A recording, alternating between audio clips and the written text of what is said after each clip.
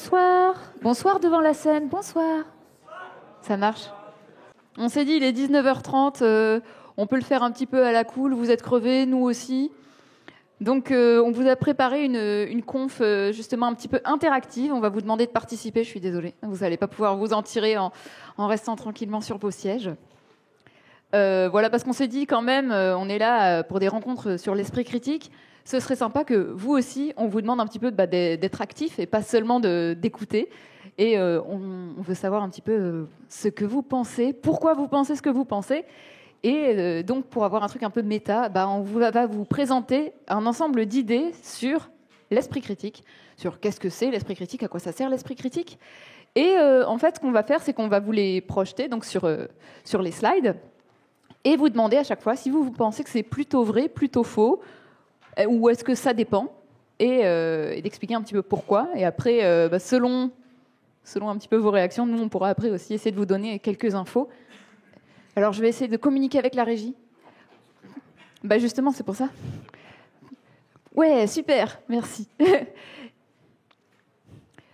Et donc, du coup, avant de commencer, peut-être se présenter très rapidement. D'abord, Kevin, je te laisse. Donc, Kevin de Chéchy, je suis postdoctorant à l'université à Toulouse. Et je bosse sur tout ce qui est éducation à l'esprit critique. C'est court. C'est court. Donc, et moi-même, Charlotte Barbier. Merci, ouais, j'ai gagné une zapette. Du coup, je suis doctorante en sciences de l'éducation. Ma thèse, elle porte sur la notion d'esprit critique. Donc, j'essaye de comprendre comment cette notion, elle est envisagée par des chercheurs, mais aussi par des profs. C'est ça qui m'intéresse. Et comment on peut essayer d'éduquer à l'esprit critique. Et voilà, je pense que c'est assez suffisant pour vous donner le contexte. Et on peut passer. Attends, on peut faire une première idée reçue. Vas-y. Mais on ne vous demande pas de vous prononcer au début, mais plutôt à la fin. Ah si, vous pouvez vous prononcer maintenant, mais on vous dira pas ce qu'on en pense, on le fera à la fin. Qui pense que l'esprit critique, ça n'existe pas? Si vous pensez que ça n'existe pas, levez la main. On vous influence un petit peu. Donc 4, ok. Donc on reposera la question à la fin et on développera un petit peu plus. Super. Alors, première idée. Est-ce que l'esprit critique, c'est différent de l'intelligence? Qui pense que c'est différent? Levez la main. Ah oui, on a une majorité. Qui pense que c'est à peu près pareil? Ok. Est-ce qu'il y en a qui parmi vous a envie de développer un petit peu son idée de pourquoi c'est différent ou c'est la même chose? Oula. On va faire passer le micro, ça va être un peu mieux. Parce que il va y avoir une captation vidéo. Et je commence par les dames. Voilà. Du coup, bonjour. Je pense que l'esprit critique pourrait être vu comme un processus et que l'intelligence serait quelque chose d'inhérent à la personne et du coup pas forcément un processus.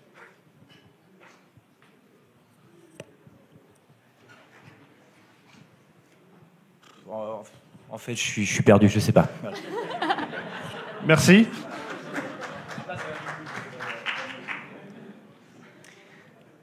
Je vais sans doute avoir un discours un petit peu classique, mais j'aurais tendance à définir l'esprit critique comme un ensemble de méthodes à suivre qui ne sont pas nécessairement complexes, mais qui sont nécessaires afin d'aboutir à des conclusions plus solides, alors que l'intelligence, ce sera plutôt comme une capacité de traitement qui nous permettra de mener le cheminement donné. Donc, l'intelligence sera le moteur, alors que l'esprit critique sera la direction à suivre en quelque sorte et les moyens d'éviter les pièges méthodologiques qui pourraient nous entraîner dans la mauvaise direction. Et en ce sens, je pense qu'une personne particulièrement intelligente, mais qui n'aurait pas un esprit critique suffisamment formé, se pourrait d'aller beaucoup plus loin finalement dans son erreur, parce qu'il aurait une capacité de traitement de l'information plus poussée, mais au final se tromperait peut-être même plus encore qu'une personne qui aurait moins été en capacité d'aller aussi loin.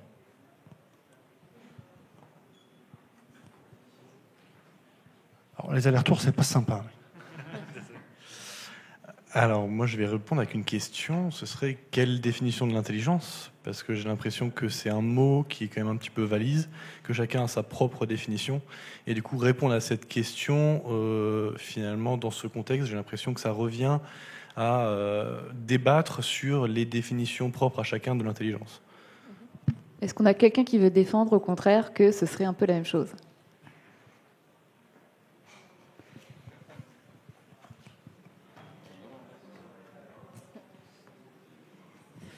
Alors, en vrai, j'avais jamais réfléchi à la question avant que vous la posiez, mais j'ai quand même répondu que ça devait être à peu près la même chose, parce que j'ai l'impression que le point commun, c'est que personne ne sait vraiment de quoi on parle, dans la vie courante, hein, je parle, pas les chercheurs.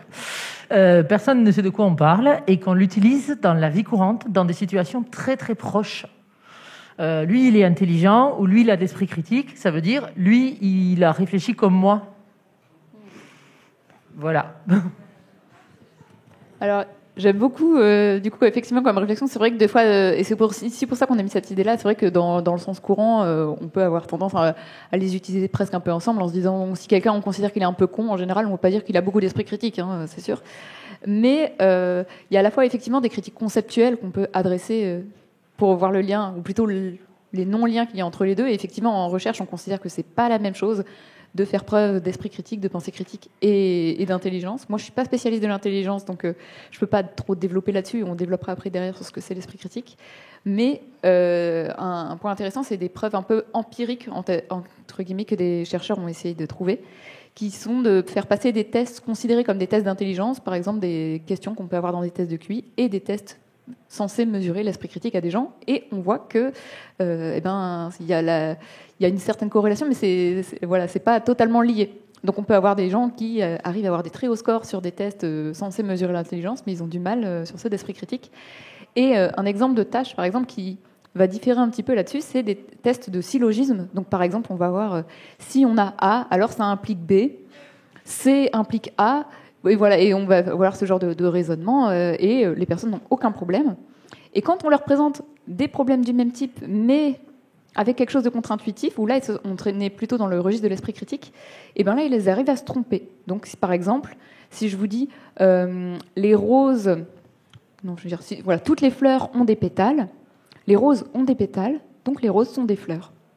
Et bien, beaucoup de personnes vont dire c'est correct, parce qu'ils savent que les roses sont des fleurs, et en fait, leur croyance, qui est une croyance vraie, que les roses sont des fleurs, vont influencer leur raisonnement. Alors qu'en fait, d'un point de vue strictement logique, ça ne marche pas. Parce que j'ai dit A implique B, C implique B, et ça ne veut pas dire que voilà, les deux peuvent. Donc, c'est le genre de test qu'on peut faire, et on voit que c'est pas exactement la même chose, même s'il y a des liens. Et on reviendra directement sur l'esprit critique, ce que c'est à la toute fin. C'est un petit peu l'enjeu. Je fais ça là ? Vas-y. Alors, faire preuve d'esprit critique, c'est savoir douter. Donc, qui pense que c'est vrai? Ok. Qui pense que c'est faux? Moi, je les fous en premier. Je veux savoir. Tu les faux en premier? Ben là, c'est trop tard. Du coup, qui a envie un peu de développer sa réponse à main levée? Les faux en premier. Les faux, allez, les faux en premier, ouais. Si vous voulez, vous pouvez compter votre score aussi, si ça vous amuse à la fin. Moi, je dirais que ce serait plutôt savoir se poser les bonnes questions et chercher habilement les réponses, plutôt que vraiment savoir douter.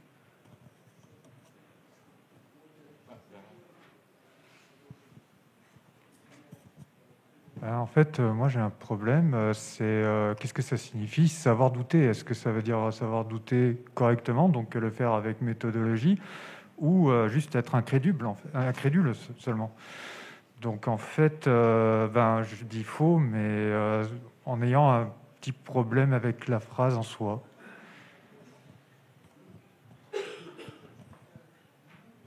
On a des pros là? Ouais. Les pros, on a les pros doutes. Les pros doutes. Est-ce que vous êtes sûr d'être On se concentre, on essaie de répondre à un truc. Non, mais un peu par opposition, parce qu'en fait, ça marche dans les deux sens, cet argument. Pour moi, si on ajoute le mot méthodique, c'est savoir douter de façon méthodique. Cette phrase me semble bonne. Voilà. Bravo. Est-ce qu'il y a un autre pro doute qui Qui veut prendre le micro? Ouais. Ouhou. Monsieur Michel. Bonjour, ouais, le verbe c'est. Alors du coup, est-ce que les deux sont synonymes? Non, je pense pas. Bon.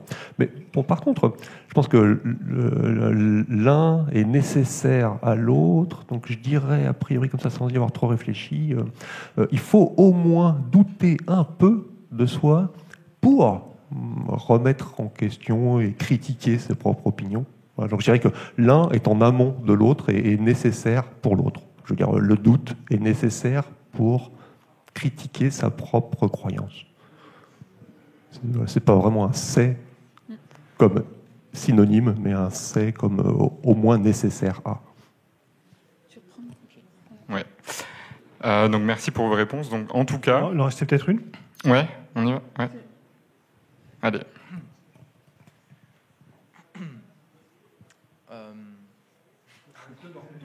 Il doute. Il doute. Esprit critique en cours. Il y a vraiment un truc sur ce rang. C'est pas grave, il l'aura pour la prochaine question. Donc en tout cas, donc on a fait un peu, vous vous en doutez, on a fait un peu exprès au niveau de la formulation.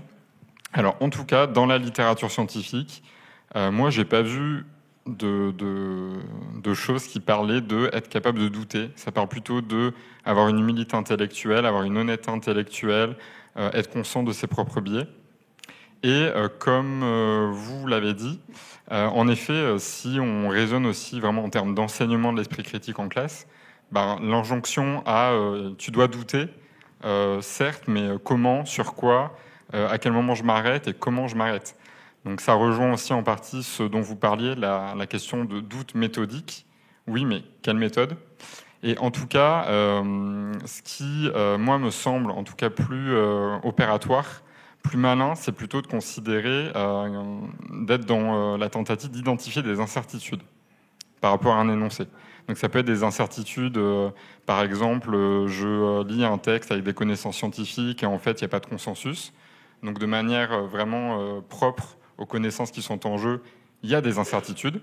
Donc je dois être alerte pour vraiment cibler la portée de ces connaissances et pour savoir là où je dois m'arrêter, qu'est-ce que ça ne dit pas. Mais il peut y avoir aussi des incertitudes par rapport, moi, à ma cognition, mon outil qui me permet d'analyser le texte. Et par exemple, je peux avoir tendance à considérer que ce que je dis, c'est vrai, ou les arguments ont plus de poids, parce que je suis d'accord. Donc c'est plutôt... moi, j'aurais plutôt tendance à dire qu'il faut passer plutôt vers une identification des incertitudes. Et après, la question, c'est les méthodes qui permettent d'amoindrir ces incertitudes. Donc notamment en analysant finement, en faisant l'inventaire des arguments, etc. Et on a également la question du questionnement, qui était effectivement très pertinente, de dire ce qui peut être en fait limitant avec la question de douter, même si on est dans un doute méthodique, c'est de se dire qu'est-ce qu'on fait de ce doute. Alors que le questionnement, il peut permettre d'aller plus loin, de dire je me questionne sur la fiabilité évidemment, mais aussi sur comment je peux me renseigner et se poser des questions pour se forcer à justement à essayer d'acquérir plus de connaissances, à s'informer. Ce qui peut être moins désarmant que de se retrouver dans la situation où on me dit quelque chose, je ne suis pas sûre de l'expertise de cette personne, donc je doute. Oui, et alors? Et plutôt dire, maintenant le doute, il faut qu'il nous permette de faire quelque chose, de se questionner, d'aller chercher des infos, etc. La question peut être considérée comme un outil, par exemple, pour identifier des incertitudes. Y a-t-il consensus scientifique sur cette question, par exemple?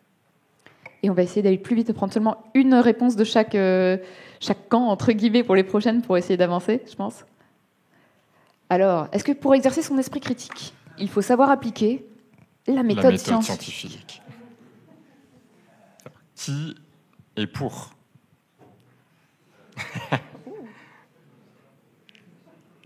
J'ai vu la main se lever là-bas, mais se rabaisser. C'est vu. Qui est plutôt contre cette phrase? Ok, bon, on va commencer par les pour, par un pour. Qui veut développer? Ouais. Non. Il n'y a pas de question. Le questionnement. Excusez-moi, mais il y a deux définitions du mot exercer qui sont assez différentes et ça change un peu l'énoncé de la phrase. Exercer comme s'entraîner ou alors faire preuve d'esprit critique. Dans le sens de faire preuve. Merci. Ok, et j'ai pas de réponse après. Merci. Ouais, moi c'était juste savoir appliquer la méthode scientifique. Je sais pas si c'est vraiment ça, mais c'est surtout que la méthode scientifique, pour moi, c'est la meilleure manière qu'on a pour questionner justement les choses et puis essayer d'aller dans le fond. Donc je sais pas si c'est vraiment appliquer rigoureusement la méthode scientifique, mais en tout cas, le doute qui est mis en place par la méthode scientifique me paraît une des meilleures manières, en tout cas, pour exercer son esprit critique. Et un contre maintenant ? Et un contre ? On aurait presque pu faire un débat mouvant si on avait eu la place. Ouais. Oui, alors moi je suis plutôt contre parce que, encore une fois, un problème de définition et de formulation de la phrase. Pour moi, déjà, la méthode scientifique, c'est un truc qu'on utilise de façon invisible, mais il y a plusieurs épistémologies différentes en fonction des disciplines et des méthodes. Donc, pour exercer son esprit critique dans une discipline donnée, on n'utilise pas les mêmes méthodes que dans d'autres. Donc, rien qu'avec ça, j'ai une opposition. Voilà. Je pourrais développer, mais... Je crois qu'ils vont le faire.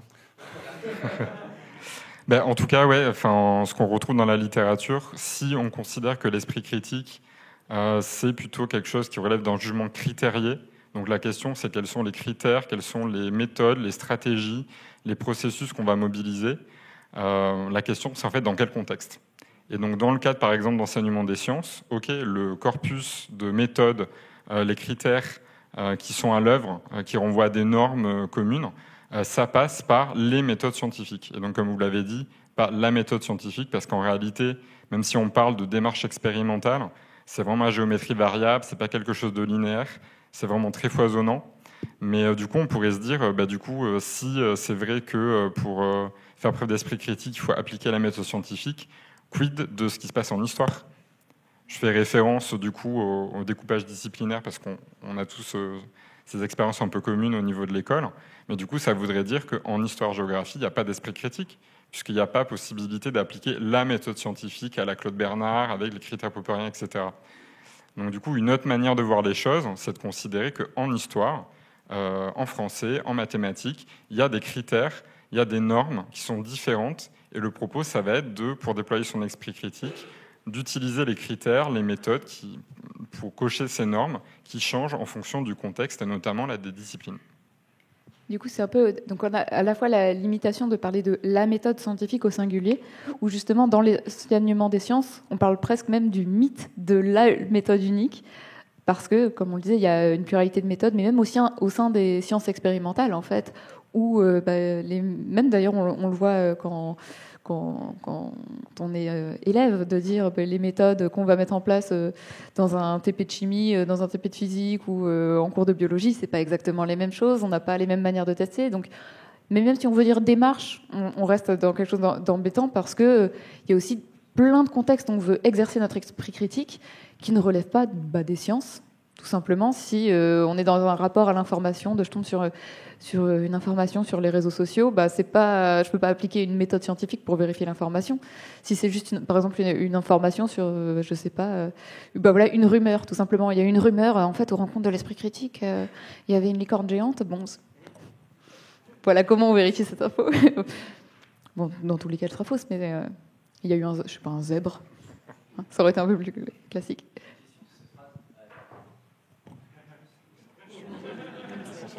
Est-ce qu'il n'y a pas une portée un peu scientiste à cette phrase, dans le sens où moi j'ai lu ce matin avec Delphine, je ne sais plus comment elle s'appelle, l'animaliste, Florence Delry, pardon, qui a défini ça, excuse-moi si elle est là, pardon, qui a défini, je crois, ça en disant que c'était en gros ce qui nous permet de quoi croire ou quoi faire. Et donc, dans quoi faire, il y a une dimension prescriptive. Or, il ne me semble pas que les sciences aient cette portée-là. Donc, du coup, si on dit que... j'ai l'impression qu'il y a un côté un peu scientiste là-dedans. C'est ça aussi, oui, effectivement, une autre limite qu'on a, c'est que, en fait, on va considérer que la pensée critique, ça a en général pour finalité de nous aider à décider quoi croire ou quoi faire. Il y a bien cette dimension normative c'est penser d'une manière qui suit des critères, comme on le disait, qui suit certaines normes de raisonnement. Alors que, normalement, dans les sciences, on essaie plutôt de décrire, de comprendre. Et donc, on peut s'appuyer sur les sciences, bien sûr. Il faut au maximum s'appuyer sur des connaissances qui sont fiables pour avoir des raisonnements corrects. Mais les sciences ne peuvent pas nous permettre seules de faire preuve d'esprit critique, parce qu'elles nous donnent des informations fiables, mais elles ne nous disent pas ce qu'on doit penser. Et d'ailleurs, en dehors d'une salle de TP ou d'un laboratoire de recherche, je suis pas sûr, à mon avis, dans la vie quotidienne, ça serait quand même assez compliqué de déployer une démarche expérimentale à chaque fois qu'on a un questionnement, qu'on doit douter. Et du coup, est-ce que pour vous, l'esprit critique, c'est avant tout une attitude ?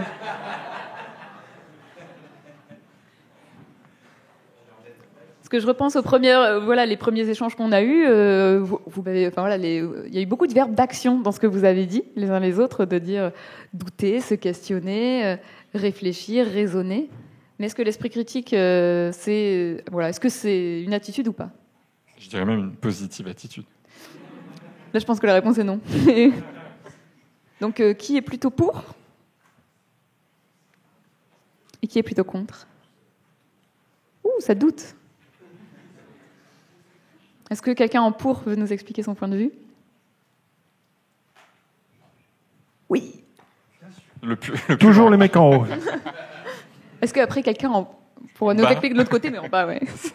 Le but, c'est de le faire courir un maximum. Je pense, mais peut-être que je me trompe, ce qui est important dans l'esprit critique, quand on le pratique, c'est beaucoup son ethos, sa manière d'être au monde, potentiellement. Et donc, du coup, pour moi, ça rejoint l'idée de l'attitude.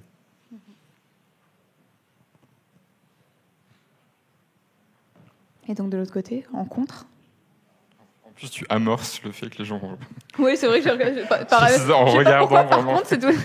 Par sadisme. Ouais, on va changer de côté.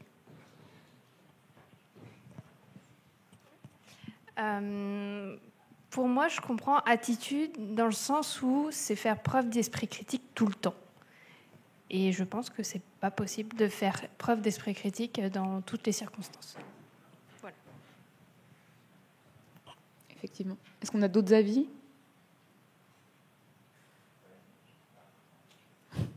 Quelqu'un qui n'a pas parlé ? Non ? Alors en fait, cette question, elle est un peu piège parce que c'est à la fois vrai et faux en même temps. Sur le côté vrai, c'est qu'en fait, si vous voulez, si on repart vraiment dans la littérature scientifique, on a des chercheurs qui aiment bien distinguer pensée critique et esprit critique. Et donc, si on distingue les deux, on va considérer que tout ce qui relève de la pensée critique, c'est plutôt ce qui est des formes de compétences. Donc, comme on pouvait dire, par exemple, avoir des formes de raisonnement, d'argumentation, etc. Et que l'esprit critique, ce serait plutôt ce qu'on appelle des dispositions, donc une tendance à agir d'une certaine manière. Et donc, dans ces attitudes, donc c'est plus qu'une attitude, c'est un ensemble d'attitudes, on va mettre le fait d'avoir une honnêteté intellectuelle, une humilité intellectuelle, l'envie d'essayer de se renseigner, d'essayer d'atteindre une forme de vérité, sans lancer de débat sur ce qu'est la vérité, mais aussi avoir une propension à changer d'avis lorsque on nous donne des informations et des arguments qui nous poussent à le faire et qui paraissent raisonnables. Donc on a tout ça qui fait partie effectivement de l'esprit critique. Donc en cela, ça ne s'oppose pas. Clairement, il y a cette partie attitude dans l'esprit critique, elle est extrêmement importante. Et en même temps, en fait, le côté contre, c'est que il y a tout le côté compétence qu'on a évoqué. Et du coup, l'esprit critique ne se résume pas à une attitude. Et effectivement, on peut aussi dire que l'esprit critique, ça ne peut pas être une attitude qu'on a tout le temps. Ça, c'est sûr. Juste parce que cognitivement aussi, ça nous demanderait trop, en fait. Si, pour chaque décision, chaque moment de notre vie, on doit être disposé à être honnête, ouvert, curieux, prendre le temps d'écouter les arguments des uns des autres, de formuler nos arguments, de faire preuve de métacognition, ça va devenir difficile de vivre au quotidien. Donc ouais, en ce sens-là... ce qui va être plutôt important, c'est peut-être d'identifier les moments où ça devient vraiment pertinent de faire preuve d'esprit critique et où ça devient un peu crucial. Et peut-être juste pour vraiment appuyer sur la distinction attitude ou disposition et compétence. En fait, par exemple, vous pouvez, face à un texte ou une vidéo, vraiment être dans une attitude où vous souhaitez évaluer la rigueur de la vidéo, mais sauf qu'en fait, vous ne savez pas comment évaluer les arguments. Vous n'avez pas cette compétence. Et inversement, vous pouvez complètement savoir comment on identifie les arguments, on les évalue, mais dans la situation dans laquelle vous êtes, ça ne vous semble pas pertinent, donc vous n'avez pas tendance à le faire. Donc il y a vraiment d'où cette distinction entre attitude, compétence. Ouais, un exemple que je trouvais intéressant, c'est par exemple quand on est capable de repérer les mauvais arguments, si vous voulez, les paralogismes, les sophismes, ce genre de choses, on peut être disposé à le faire, enfin disposé à utiliser ça pour arnaquer des gens, et on peut être disposé à utiliser ça pour essayer de ne pas se faire avoir. Et donc on peut avoir une même compétence, mais selon l'attitude qu'on va avoir, on ne les utilise pas de la même manière, et il y a une manière qui sera plus critique que l'autre. Mais du coup, est-ce que pour vous, maintenant, vu tout ce qu'on a dit, interpréter une œuvre d'art, ça requiert de l'esprit critique?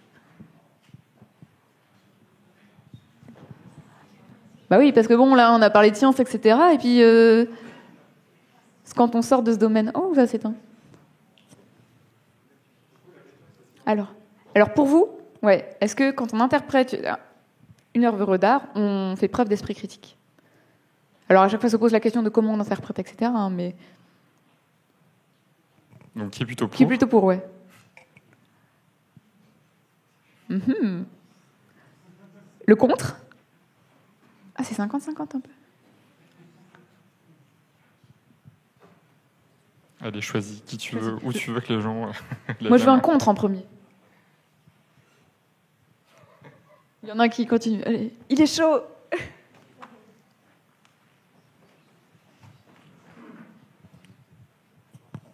Super question déjà, je suis très content que vous l'ayez posée. Donc pour moi, comme l'art n'est pas objectivable de la même façon que la science ou que d'autres domaines, clairement c'est non. On peut avoir un esprit critique peut-être par rapport à une certaine connaissance qu'on a de l'art, donc évidemment qu'un critique d'art ou que quelqu'un qui a étudié l'art ou qui est artiste n'aura pas la même attitude face à une œuvre d'art que quelqu'un qui est plus néophyte entre guillemets, mais comme pour moi l'art et la beauté et les concepts associés sont juste pas objectivables, pas quantifiables, que c'est purement de la subjectivité. Voilà, je pense juste qu'il y en a qui ça fait plus appel à l'émotion et qu'il y en a qui auront plus de choses à dire devant une œuvre d'art et d'autres qui diront juste c'est beau, c'est pas beau, j'aime pas, mais ça va pas plus loin.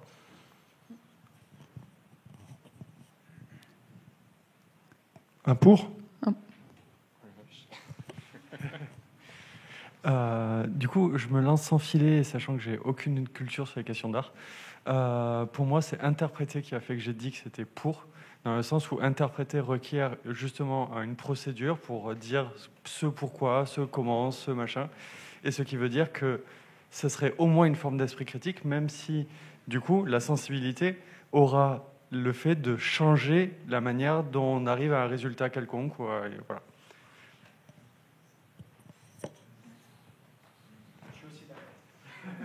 Ah, je veux bien un troisième, allez. On a un peu de temps.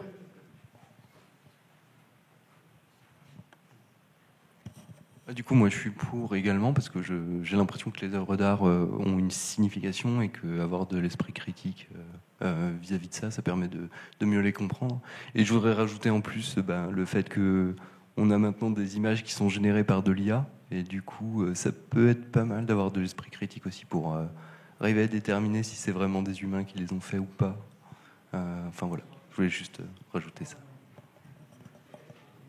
C'est intéressant, j'avais pas pensé aux questions d'IA. Alors moi j'ai mis cette question parce que c'était des enseignants qui me l'avaient posée, parce qu'ils s'étaient posé cette question aussi eux-mêmes en formation. Et en fait, quand on a du coup ces grandes classifications dans les recherches sur l'esprit critique, sur les compétences, il y a un peu cette grosse métacompétence presque d'interprétation qui revient en fait en disant être capable d'interpréter des textes, interpréter des images, en général c'est considéré comme faisant partie de l'esprit critique. Alors évidemment, comme d'habitude, se pose la question du type d'interprétation. Si on est juste dans l'avis subjectif, en disant par exemple moi là ce tableau je le trouve sympa, oui bon, effectivement on n'est pas dans quelque chose de critique. Mais quand on est par exemple dans l'interprétation de l'œuvre d'art, par exemple en la remettant dans un contexte historique, en la remettant dans un courant pictural, par exemple, en disant tiens, moi mon interprétation, c'est que ce tableau est un tableau romantique. Pourquoi ? Parce qu'on a quand même cette thématique de l'homme face à la nature qui est dangereuse, etc. Et ça, en fait, ça fait partie du courant du romantisme qui s'est développé, blablabla. Et en fait, en faisant des liens avec des connaissances, en argumentant aussi, en fait, en en explicitant le raisonnement, en partant d'éléments factuels, de ce qu'on a par exemple dans cette œuvre d'art, en faisant des liens avec d'autres connaissances, en argumentant le point de vue pour arriver à une conclusion, en fait, c'est bien en fait une forme d'esprit critique qu'on est en train de développer. Même si effectivement, dans le cas d'une œuvre d'art, il n'y a peut-être pas de vérité intemporelle, etc. Et je dirais qu'en fait, alors je m'y connais pas du tout en art, mais les exemples que tu as donnés, on pourrait se dire que ça fait partie des critères, des normes qui seraient spécifiques en fait dans ce cadre-là. Donc toujours cette histoire de jugement critérié. Et comme vous le disiez tout à l'heure aussi, l'esprit critique, ça relève plus d'un processus. C'est plutôt ça qui va déterminer s'il y a esprit critique ou pas, plutôt que la nature de l'objet en tant que tel. Donc du coup, en effet, ça rejoint le fait qu'interpréter une œuvre d'art, on peut faire preuve d'esprit critique lorsqu'on interprète une œuvre d'art. Et d'ailleurs, même, j'aurais pu même mettre le terme analyser une œuvre d'art, peut-être que ça vous aurait plus parlé. Parce que, par exemple, quand on est dans l'analyse d'un film et analyser les représentations, par exemple, on peut avoir dans des séries, dans des œuvres cinématographiques, pour essayer de se dire, mais tiens, quelle représentation de la masculinité est-ce qu'on a dans le film Fight Club, par exemple ? Et ben, en fait, on peut être dans une analyse qui est totalement critériée, qui s'appuie... en fait, qui peut même faire des liens aussi avec des travaux de recherche dans les études sur les médias, dans les sciences de l'information et de la communication, en sociologie. Et donc, on peut aller assez loin, en fait, aussi dans ce type d'analyse. Donc, en fait, c'est toujours ça la question et qui est assez intéressant, je trouve, avec l'esprit critique, c'est pas tant de dire à quelle conclusion on arrive, de comment on y arrive, le processus, sur quoi on s'appuie. Et dès qu'on est dans des formes de raisonnement où on essaye d'expliciter pourquoi on pense ce qu'on pense, comment on interprète ce qu'on interprète, et en général, on est déjà un peu dans l'esprit critique, en fait. Et du coup, je te laisse le suivant. Alors, c'est laquelle ? Ah oui. L'esprit critique s'oppose à l'opinion car on s'appuie sur des faits. Donc, qui est pour ? Je répète, l'esprit critique s'oppose à l'opinion car on s'appuie sur des faits. Donc, pour. Qui est contre ? Ah, vous n'êtes pas drôle avec eux. Bon, alors, qui veut prendre le micro pour nous expliquer pourquoi ? Moi, je veux savoir le pour parce que je trouve ça... Parce qu'il faut quand même une force de caractère pour dire, oser donner son opinion, même quand on sait que les autres ne sont pas d'accord. Surtout que c'est en premier.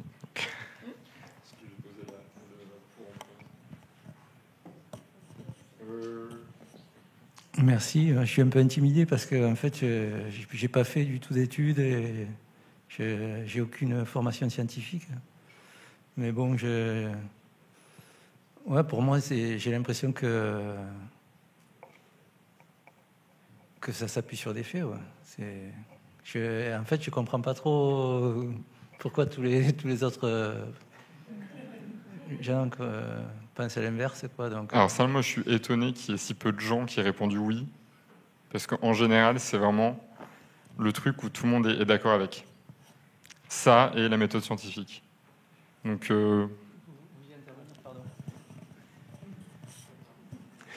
Oui, je vais faire la critique de l'esprit critique, parce que par rapport à ce qu'on voit actuellement sur Internet, on s'aperçoit que l'esprit critique est dévoyé. Ça se voit entre des combats de youtubeurs qui utilisent l'esprit critique, non pas pour faire émerger une forme de vérité, mais pour rabaisser l'autre, par exemple.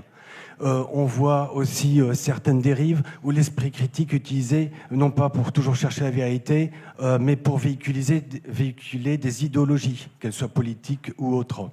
Et après, dans certains travaux de youtubeurs ou personnes se relevant de l'esprit critique, on voit qu'il y a dans certains dossiers il y a des omissions d'informations, des orientations, des dossiers biaisés. Et donc, si vous voulez poursuivre le débat, après je pourrais vous donner des détails précis.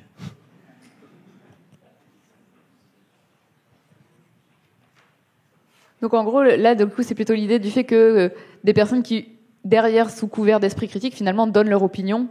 Et donc c'est en cela que ça s'oppose.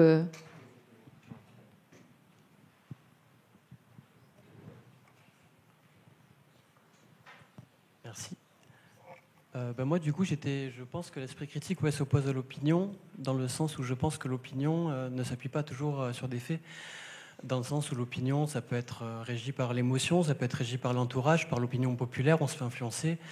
On voit un article, on clique dessus, on n'est pas abonné, donc on ne peut pas lire l'article entier. Finalement, on a un avis quand même qu'on partage. Donc oui, j'ai tendance à dire que oui. Voilà. Okay. Et des gens qui pensent que du coup la phrase est correcte? Julien, il a changé d'avis. Bon, alors les noms. Les noms. Les noms, les noms. Les noms. Non, mais je pense que je vois plus l'esprit critique comme un processus de formation de propositions correctes ou incorrectes, et l'opinion est une de ces propositions, en fait. Voilà.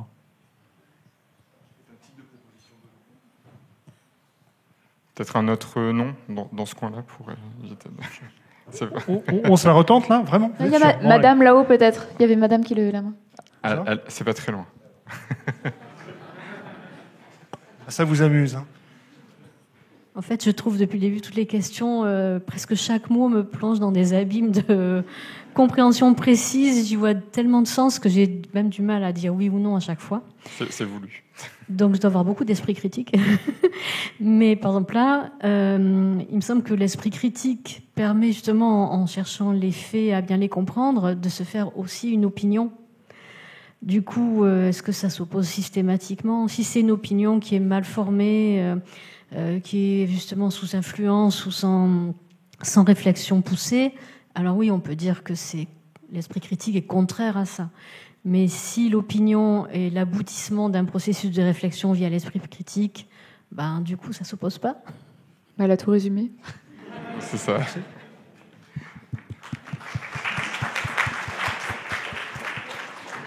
Mais oui, en quelques mots, juste pour compléter ce que vous venez de dire, parce que tout est dit. Il y a vraiment deux éléments. Déjà, il y a cette question de opinion, ou parfois ce que moi j'ai pu entendre, même dans des confs de présidents d'université. Donc c'est vraiment un truc très répandu. C'est d'un côté, on a les connaissances scientifiques, le vrai, et de l'autre, on a les opinions, les croyances. Donc un truc très dichotomique comme ça. Et en fait, quand on se pose la question de qu'est-ce qu'une opinion, et qu'on cherche un peu les termes périphériques qu'on a en français, on a aussi avis, on a aussi point de vue, et en fait, les définitions sont un peu flottantes. Moi, de manière assez arbitraire, ce que j'ai tendance à considérer, c'est que un avis, ça va plutôt être un j'aime, j'aime pas, je suis d'accord, pas d'accord. Une opinion, c'est quand on va s'intéresser au contenu de représentation. Donc, par exemple, j'aime pas ou je suis pas d'accord parce que X, Y raison.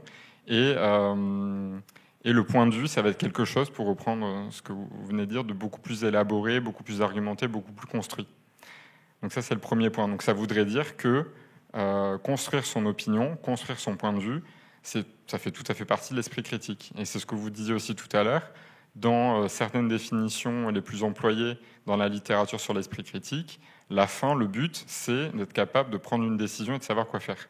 Enfin, de savoir quoi croire ou quoi faire. Donc ça renverrait à cette notion de construire son opinion, son point de vue. Le deuxième élément, c'est car on s'appuie sur des faits. Et donc là, en fait, pour moi, ça renvoie vraiment à cette idée de « Ok, je me construis mon opinion, j'ai des justifications, mais quid de la nature de ces justifications ? Est-ce que mon point de vue, je le justifie par rapport à mon ressenti, mon expérience personnelle ? Sous quelles conditions est-ce que ça a une valeur de vérité ? Est-ce que je justifie avec des faits ? Est-ce que je justifie avec des études scientifiques, des choses que j'ai lues sur Internet ? Donc en fait, le fait, ça serait un des objets, une des justifications, de la nature de justification qu'on pourrait mobiliser pour donner du poids, pour construire son opinion. Et juste pour rebondir sur ce que vous disiez, messieurs, au départ, il y a aussi quelque chose en fait qui est un peu en décalage avec finalement la proposition, mais qui est intéressant, c'est que effectivement, en fait, se réclamer de l'esprit critique, ça peut être aussi un moyen de faire valider, de faire passer son opinion pour des faits. Et ça, c'est effectivement quelque chose auquel il faut faire très attention, de dire, c'est pas parce qu'une personne dit, mais moi je parle d'esprit critique, je suis très critique, que tout ce que cette personne va dire est effectivement justifié. Et il faut toujours faire attention à ça, à se dire, est-ce que c'est une opinion, elle est appuyée sur quoi ? Et peut-être que cette opinion est légitime, raisonnable, est intéressante, ou est-ce que, ou bien, en tout cas, identifier que c'est bien une opinion et pas quelque chose de factuel. Et ça reste intéressant, en tout cas, d'essayer de faire une distinction entre les deux. Et du coup, qu'est-ce que j'ai ? Ah oui, la suivante. Ta-ta-ta. Est-ce que la didactique de l'esprit critique s'appelle la zététique ? Oh là là. Qui pense que la didactique de l'esprit critique s'appelle la zététique? Qui pense que c'est vrai? C'est tout l'enjeu. Si vous voulez, si je dis l'enseignement de l'esprit critique s'appelle la zététique. Alors, on a un oui, j'aime beaucoup. Qui est contre? Enfin, qui dit que c'est faux? Quelques-uns. Oh, on a beaucoup d'incertitudes. Ça, c'est intéressant. C'est dommage, ça aurait fait un beau drama Twitter, ça. Non, c'est pas pour. Non, le but c'est pas d'aller dans le drama, non. Mais donc du coup, je veux bien entendre monsieur si vous voulez bien sur pourquoi vous pensez que c'est le cas.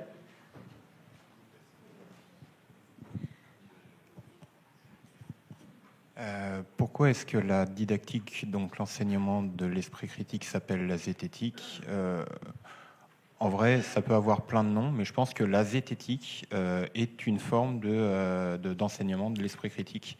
Donc, c'est pas tellement que c'est pas nécessairement le seul mot qu'on peut appliquer à une histoire d'enseignement de l'esprit critique, mais c'est en tout cas une forme qui me convient à l'heure actuelle et qui me semble importante, et je suis encore attaché à ce mot de zététique pour l'enseignement et la transmission de l'esprit critique. Et donc à l'inverse, il y en avait là-haut qui disaient que c'était pas le cas.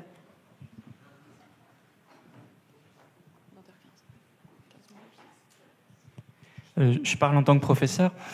Ça pourrait donner l'impression que la zététique serait une matière à part entière qu'il faudrait enseigner à part et décontextualiser des autres disciplines. Alors je trouve ça dangereux parce que ça ne pourrait pas permettre aux élèves, par exemple, de réinvestir ce qu'ils ont vu dans d'autres contextes. Et donc je pense que l'esprit critique gagne, en tout cas dans le contexte de l'éducation, à être rattaché fortement aux disciplines, de façon à pouvoir être réinvesti par la suite. Et je veux bien, Guilhem, je veux bien savoir. Après, moi, quand je pense didactique, je pense sciences de l'enseignement, et parce qu'il existe des sciences de l'enseignement, et j'ai jamais vu dans des chaînes ou des écrits de zététique qu'il soit question de sciences de l'enseignement. Donc bon, il y aurait d'autres raisons de découpage historique, etc. Mais voilà, du coup, pour moi, c'est différent parce que déjà, ça me paraît discutable que la zététique soit une science, mais en tout cas, c'est une science. Si c'est une science de quelque chose, c'est éventuellement appliqué au paranormal ou etc. Mais certainement pas une science de l'enseignement, à mon sens. Oui, c'est effectivement ça. En fait, le terme didactique, il est un peu flou parce qu'on peut l'utiliser dans le langage courant comme un synonyme de pédagogique. Donc, si on l'utilise comme adjectif, ça va. Mais quand on parle en tant que nom commun, la didactique, ça désigne bien en fait un domaine de recherche qui s'intéresse aux phénomènes d'enseignement et d'apprentissage. Et donc, en tant que tel, on ne peut pas dire que la zététique soit un domaine de recherche. Donc, on ne peut pas dire que la zététique soit une didactique de l'esprit critique. Mais en même temps, oui, on peut dire que c'est une façon en tout cas, c'est un mouvement qui essaye de développer l'esprit critique des gens. Donc, en cela, en fait, mais vous avez spontanément nuancé la phrase, donc où elle devenait moins fausse, où en fait, à travers cet exemple, je voulais montrer un peu cette nuance de dire, bien utiliser en quelque sorte les bons termes, de dire c'est une proposition pédagogique d'outils qui sont issus d'un courant. En fait, moi, j'irais même plutôt un courant intellectuel qui est lié au rationalisme et au scepticisme scientifique, qui est composé en fait à la fois d'associations, d'acteurs différents, qui proposent des activités, qui proposent également des notions vulgarisées. Par exemple, quand on parle de l'effet puits. Voilà, vous avez peut-être déjà entendu ça de la part de Henri Brock ou de Richard Monvoisin pour parler de sentiments de profondeur et d'explication, enfin, ce genre de choses, de dire, et que ces notions, en tout cas, qui sont un peu vulgarisées, peuvent être des fois utiles dans des formes d'enseignement. En tout cas, c'est la proposition que fait la zététique.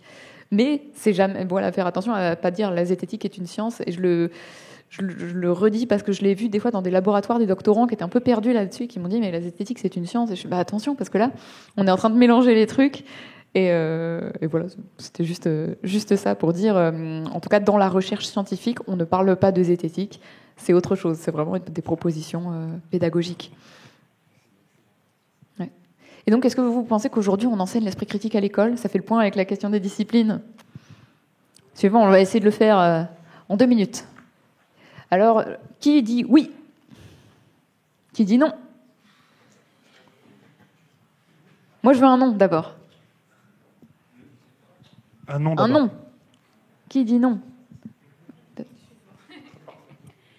Je pense que ça dépend des établissements. Moi, par exemple, j'étais dans un établissement privé à l'école. Et les cours, par exemple, de, comment ça s'appelle, éducation aux médias, étaient remplacés par des cours de catéchisme. Donc, en fait, je pense que ça dépend des établissements. Et qui dit que c'est le cas? Qui dit Je que tente. Ah non, d'accord. Qui dit on enseigne l'esprit critique à l'école?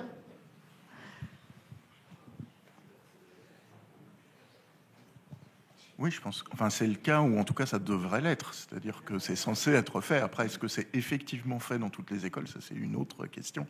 Mais c'est censé être enseigné dans les écoles. Oui. Ouais. Du coup, justement, peut-être Julien, si tu veux, vas-y. Si on revient sur la distinction compétences-dispositions que tu as fait tout à l'heure, on pourrait, je pense, dire qu'on enseigne beaucoup de compétences critiques à l'école, mais beaucoup moins d'attitudes, comme l'honnêteté intellectuelle, l'humilité intellectuelle, qui sont en fait, c'est pas le rôle des, enfin, c'est pas le rôle. C'est pas ce que je voulais dire, mais c'est pas dans les programmes scolaires que d'enseigner les attitudes à être honnête intellectuellement, curieux, etc. Oui. Je suis assez d'accord. En fait, je l'ai mis un peu de façon provocatrice, enfin, dans la provoque, parce qu'on entend, j'ai plusieurs fois vu des gens comme ça qui repartent de leur propre expérience scolaire et qui disent « Bon, on m'a pas enseigné l'esprit critique à l'école parce que j'ai pas eu de cours d'esprit critique. » Bon, alors se pose la question de est-ce que c'est une bonne chose d'avoir un cours dédié à l'esprit critique? Il y a des chercheurs qui ont essayé de faire ça, d'ailleurs, à l'université, d'avoir des cours dédiés. Et ben en fait, on se rend compte que c'est même pas la meilleure solution. Alors déjà, ça pose la question de qu'est-ce qu'on enseigne. Est-ce qu'on enseigne juste l'argumentation ou est-ce qu'on enseigne les biais cognitifs? On ne sait pas trop ce qu'il y aurait dans un cours d'esprit critique. Et non, en plus, quand bien même on essaierait de faire ça, c'est pas ça qui a les meilleurs résultats. C'est plutôt au contraire justement de l'avoir dans le cadre d'une discipline où on a des éléments généraux, par exemple de qu'est-ce que c'est qu'un argument, mais appliqués dans un cadre disciplinaire. Et les enseignants aujourd'hui, en tout cas, ça fait partie de leur mission. Il y a plein de compétences en fait qu'on développe à l'école et en fait qu'on oublie qu'on a appris. Voilà, même s'il peut y avoir des limites effectivement d'un établissement à l'autre, d'un enseignant à l'autre, mais on a appris à, par exemple, à reconnaître ce que c'est qu'une image de propagande. On a appris à lire des textes, à comprendre un texte, à comprendre ce que c'est qu'une métaphore. En fait, et on oublie à quel point on a appris plein de choses qui nous rendent plus critiques à l'école. Et donc, c'était un petit peu le message aussi pour dire les profs, ils font quand même un gros taf. Et c'est pas facile, donc bravo à eux. Oh, pardon. Ouais. Vas-y. On en a encore 2, on en a mis 10. Vite, on a 8 minutes. Quand on parle d'école, en fait, on englobe quoi? On englobe la maternelle jusqu'au primaire, jusqu'au collège? Là, je l'ai mis un peu au sens vague, mais... Là, je l'ai mis au sens un peu général, dans le sens système éducatif, si tu veux. Mais si on pense vraiment primaire, c'est toujours un peu complexe, parce qu'il y a la question de ce qu'on met dans l'esprit critique. Je dirais qu'en fait, en primaire, on acquiert des connaissances, des compétences qui sont utiles. Par exemple, apprendre à lire, c'est essentiel, mais on ne peut pas dire que la lecture, c'est de l'esprit critique. Donc on apprend peut-être plutôt des prérequis, en quelque sorte, et on peut dire que c'est plutôt en collège puis en lycée qu'on peut commencer à vraiment développer un vrai... En tout cas, quelque chose en tout cas, d'aller vers du plus critique. En tout cas, il faut que ce soit aussi adapté à l'âge et aux compétences cognitives des élèves. C'est une question qui est difficile parce que il y a quand même certaines études, par exemple, des dispositifs de recherche où ils sont allés dans les classes pour essayer de développer des compétences argumentatives chez les primaires. Donc, on est beaucoup plus sur être capable de formuler de manière claire son opinion, etc. Est-ce que ça rentre dans l'esprit critique? Oui, ça se défendrait. Mais en tout cas, de manière majoritaire, j'aurais tendance à dire comme toi qu'au niveau des programmes, c'est plutôt fin cycle 3, cycle 4. Donc vraiment, début 6e, 5e, on voit vraiment de manière explicite analyser le texte. En histoire géo, on va avoir comprendre la complexité de la question, ce genre de choses. Et donc Kevin? Ah oui. Alors, ajuster sa confiance envers les sources d'information, ça fait partie de l'esprit critique. On n'a pas mis que des trucs faux, hein, attention. Voilà, bon voilà. Qui est pour? Merci Charles. Vous êtes... On n'a plus beaucoup de temps. Qui est contre?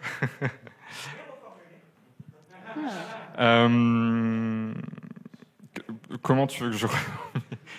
Il y a un élément qui n'est pas clair. Je crois qu'il faut changer de question, en fait, c'est ça. Ok, bon, d'accord, oui, bon. Peut-être juste une réponse pour quand même voir ce que vous en dites. Et après, on passe vite fait. Ouais, les compétences. Parce qu'il y a un élément, moi, quand même, qui me me chiffonne un petit peu dans cette phrase. Oui, de nouveau, elle est complexe. Mais par exemple, pendant la période sanitaire, on s'est bien rendu compte pour les personnes comme moi qui n'ont pas du tout de formation scientifique qu'il fallait bien sous-traiter notre confiance pour savoir quoi croire, qui croire dans cet océan d'informations, de désinformations auquel on a été confronté. Donc j'ai trouvé très important de vérifier à qui et pourquoi et jusqu'à quand on pouvait faire confiance à telle source d'information. Voilà. Et ajuster, pour moi, c'est la souplesse, c'est le questionnement, c'est aussi le doute.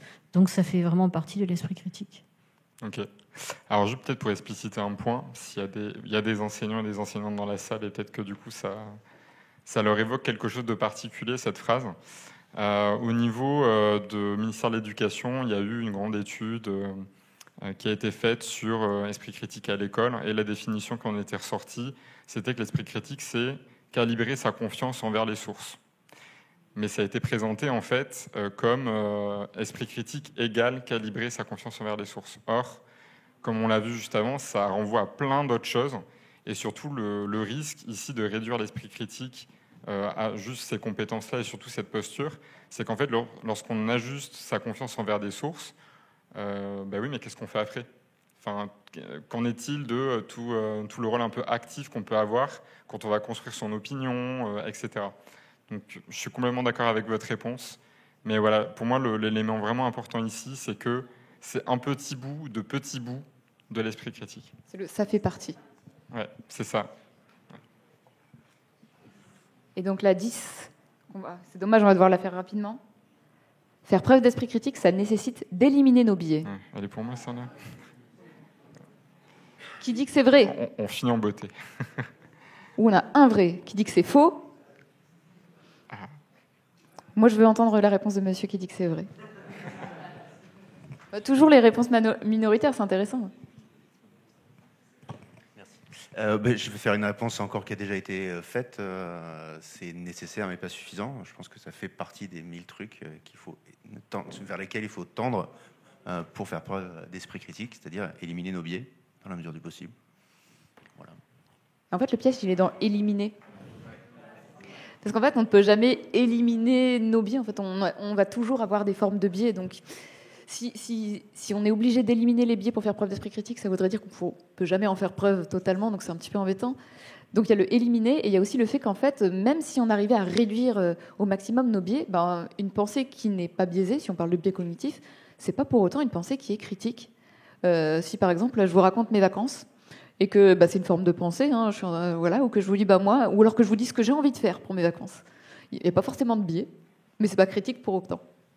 Et donc il y a toute cette limite de, ça peut être utile bien sûr de connaître, savoir ce que c'est, certains biais cognitifs, ou encore mieux de connaître les heuristiques, en fait, de comprendre aussi que ce qu'on va appeler des biais, en fait, dans certaines situations, s'avère être des formes de raccourcis de pensée qui peuvent nous être très utiles, en fait, et de savoir identifier des situations où ça peut poser problème, mais ça peut pas être l'alpha et l'oméga, en tout cas, de l'esprit critique. Mais du coup, c'est bien, je peux vous renvoyer à une conférence qui a eu ici, une table ronde de l'année dernière, aux rencontres de l'esprit critique, qui est donc sur la chaîne YouTube du REC, où on a parlé avec Pascal Wagner-Egger et Albert Wauquiébert, justement, des biais cognitifs et leur lien avec l'éducation à l'esprit critique, si vous voulez aller plus loin. Juste peut-être très rapidement, parce que c'est vrai qu'il y a un type de dispositif éducatif qui est pas mal pointé pour travailler l'esprit critique, c'est sur les arguments fallacieux, qui est un peu le pendant des biais cognitifs. Mais en fait, de manière un peu exagérée, j'ai envie de dire, mais le meilleur moyen de ne pas faire d'arguments fallacieux, c'est de ne rien dire. Et sur ces dispositifs-là, je trouve que le risque, c'est, OK, il y a un côté assez sexy à faire apprendre cette liste-là, mais en fait, auparavant, ça peut être déjà intéressant de venir travailler sur ce que c'est qu'un argument et comment on analyse en fait la structure et la robustesse d'un argument. Et oui, il y en a certains qui sont caduques, où il y a des erreurs, et il y a des erreurs un peu typiques, et ça renvoie à des noms un peu exotiques, et on a englobé ça sous le nom d'arguments fallacieux. Mais je trouverais ça plus intéressant de venir travailler sur identifier des arguments, la structure des arguments, plutôt que d'emblée arguments fallacieux. En fait, c'est ça, essayer de ne pas être toujours sur le versant négatif, en fait, de dire, avant de voir les mauvais arguments, réfléchissons à ce que c'est un bon argument, avant de voir les biais, de se dire mais c'est quand est-ce que je suis en train de faire un raisonnement correct. Et du coup, on a la question bonus, je vais la passer plus vite fait. Là, on avait des trucs dont on a parlé un peu, de dire l'esprit critique. Là, je vous ai mis une très grosse définition si vous voulez. On pourra en parler après si vous avez du temps et que vous avez encore des questions. Mais surtout, la question bonus. Grâce à cette conférence, je suis un peu plus critique. Ah non, attends, la vraie question bonus. Attends. Ah oui. Oui, C'était attends, d'abord, je veux savoir si vous dites vrai ou faux à ça. Est-ce que grâce à cette conférence, je suis plus critique? Un peu plus critique. Vrai. Qui dit faux? Merde, on n'a servi à rien. Mais la vraie, pour juste reprendre ce qu'on avait dit au début, du coup, est-ce que l'esprit critique, ça existe ou ça n'existe pas, du coup? Ouais. Alors du coup, moi, j'ai plutôt le point de vue, justement, à force de travailler dessus, quand j'ai dit je pense que ça n'existe pas, c'est parce que je pense que c'est, du coup, justement, une notion qui est tellement englobante que c'est pas quelque chose qui existe en soi. On n'a pas une zone de l'esprit critique dans le cerveau. C'est toujours un construit. Et en fait, même selon les auteurs, selon les personnes, on met pas tous exactement les mêmes choses dedans. Et du coup, je trouve ça même plus intéressant parfois de viser plus explicitement ce qu'on veut dire par esprit critique. Sinon, on est dans le flou et de dire cette personne, elle est critique. Qu'est-ce qu'on veut dire? Est-ce que c'est cette personne, elle sait très bien, elle donne de très bons arguments, ou est-ce que c'est cette personne, elle arrive à repérer les failles dans les raisonnements des autres? Est-ce que c'est cette personne, elle est très forte pour analyser des images, des films et voir les représentations qu'il peut y avoir dedans, alors que pour moi, c'était implicite et je ne le voyais pas. Et donc, essayer d'identifier ça, je pense que c'est plus intéressant, même pour soi, pour se dire en quoi je peux devenir plus critique. Et donc, on compte sur vous pour vraiment porter cette parole que l'esprit critique, ça n'existe pas. Merci beaucoup, en tout cas. Voilà. Merci. Merci.